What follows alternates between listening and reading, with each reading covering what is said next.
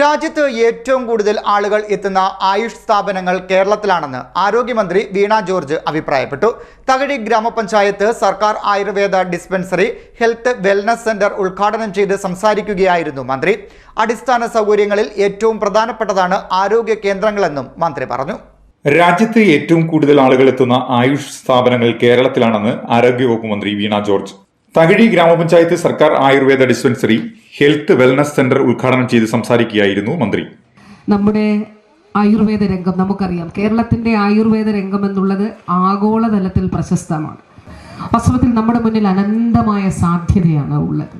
നമുക്ക് വളരെ വളരെ പ്രൗഢമായിട്ടുള്ള അല്ലെങ്കിൽ വലിയ ആഴമേറിയ അനുഭവവും അതുപോലെ പ്രാവീണ്യവും ഒക്കെ ആയുർവേദ മേഖലയുമായി ബന്ധപ്പെട്ടുണ്ട്.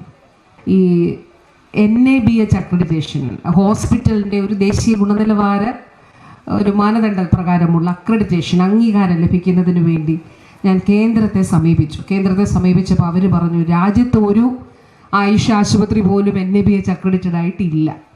അപ്പം നിങ്ങളൊരു കാര്യം ചെയ്യും, നിങ്ങൾ ആദ്യമായി ഇതിനൊരു ചട്ടം രൂപീകരിക്കും. എന്തൊക്കെയാണ് ഒരു NABH അംഗീകാരമുള്ള ഒരു ആശുപത്രിക്ക് വേണ്ടത്? നല്ല OP വേണം, ഇരിക്കാൻ നല്ല കസേര വേണം, ഡോക്ടറുടെ ഇതിങ്ങനെ ആയിരിക്കണം, ഫാർമസി ഇങ്ങനെ ആയിരിക്കണം, ഇത്ര സ്ഥല സൗകര്യം വേണം, അവിടെ ഇത്ര ഇതുണ്ടാകണം എന്നൊക്കെയുള്ള ഒരു മാനദണ്ഡം രൂപീകരിക്കാൻ പറഞ്ഞു. അങ്ങനെ കേരളം ആദ്യമായി 2023 നമ്മളൊരു ബുക്ക്ലെറ്റ് പ്രസിദ്ധീകരിച്ചു, മാനദണ്ഡം.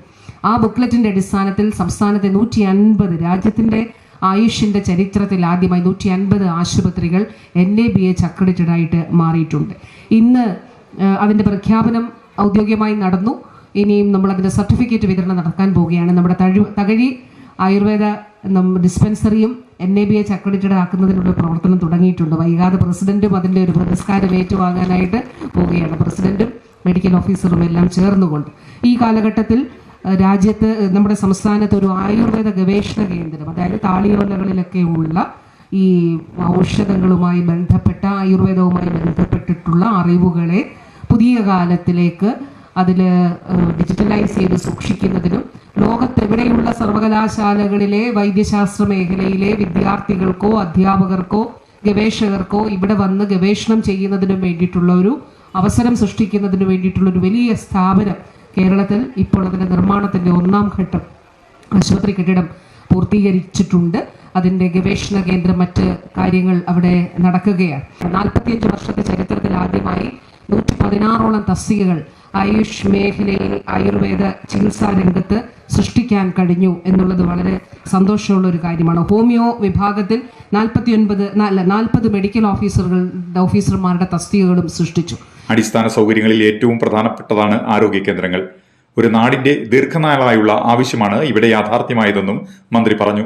വളരെ പ്രൗഢിയുള്ള അനുഭവവും പ്രാവീണ്യവും ആയുർവേദ മേഖലയിൽ കേരളത്തിലുണ്ടെന്നും മന്ത്രി കൂട്ടിച്ചേർത്തു.